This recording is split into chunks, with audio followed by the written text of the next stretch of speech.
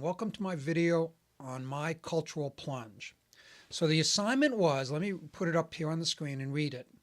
Simply put, a cultural plunge is individual exposure to persons or groups markedly different in culture, than ethnicity, language, socioeconomic status, sexual orientation, and or physical exceptionality from that of the plunger.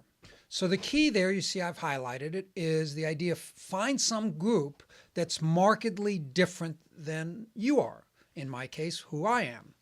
And just to sort of frame this in terms of how I approach this assignment, I actually feel I've been taking cultural plunges for much of my life. Here I have a picture of me in basic training, and this is in 1970 during Vietnam. I had gone into I enlisted in the Army, and that's me right there.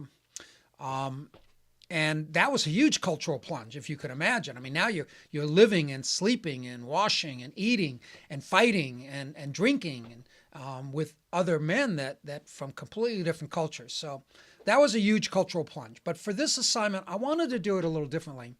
I'm actually, as part of other classes I've been taking, trying to accumulate a database of arguments. This goes back to the class we had with Professor Morgan on argumentation.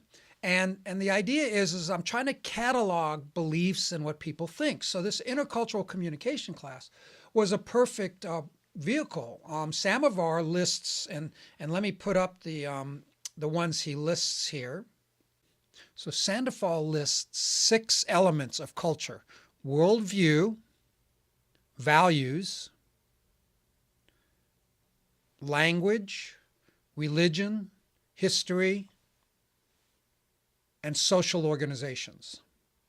So using those criteria of worldview, religion, history, I was trying to think of who was I markedly different from?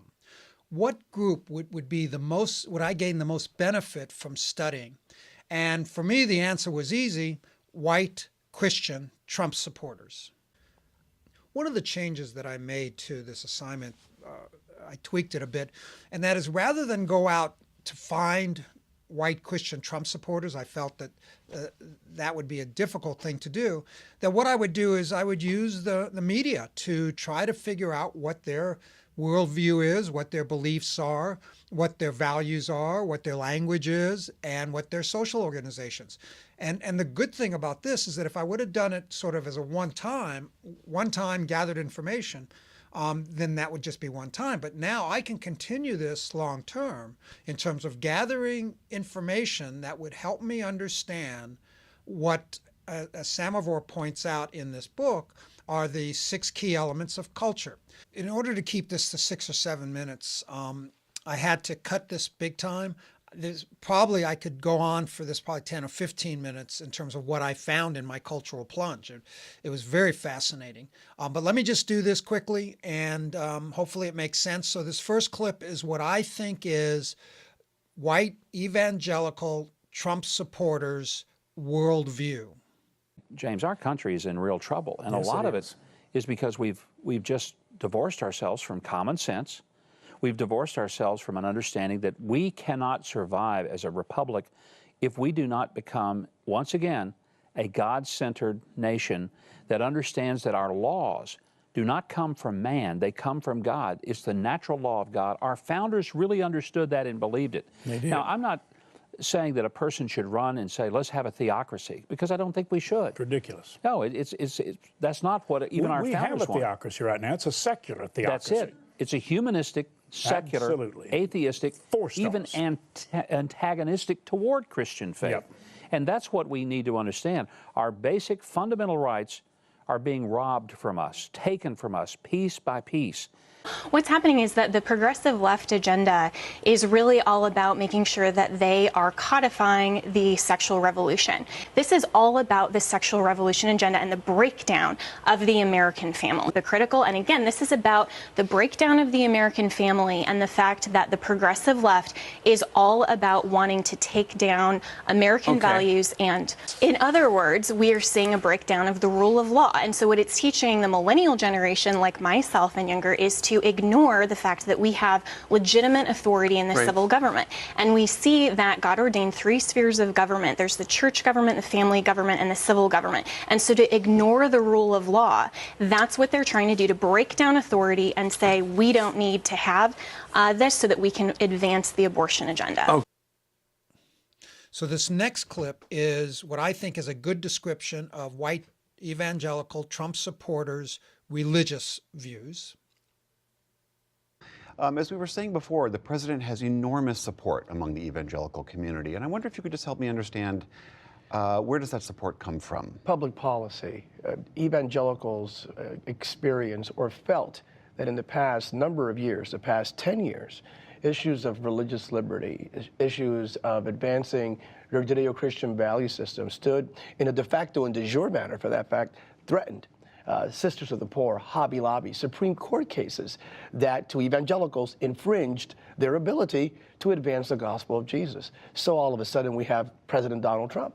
And the public policy initiatives as it pertains to faith is much more favorable to the evangelical community indeed.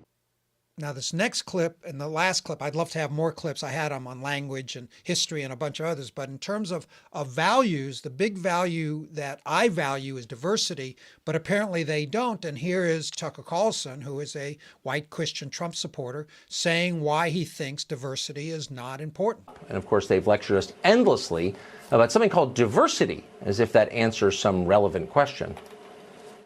Our diversity, our patchwork heritage is not a weakness.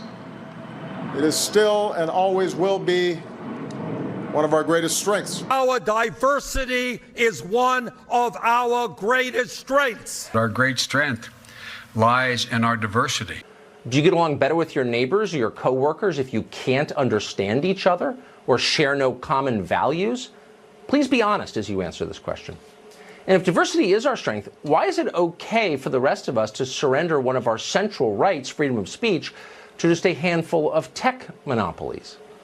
How about this question?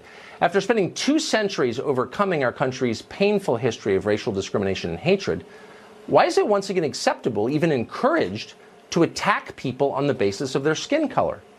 This for me was a self-realization journey. It was great. I really appreciate the opportunity to do this. I'm going to continue to try to take cultural plunges and try to understand why I'm markedly different than people, and try to understand if my perception of reality is wrong, what I need to change. So thank you for this opportunity, and I hope everybody enjoyed this.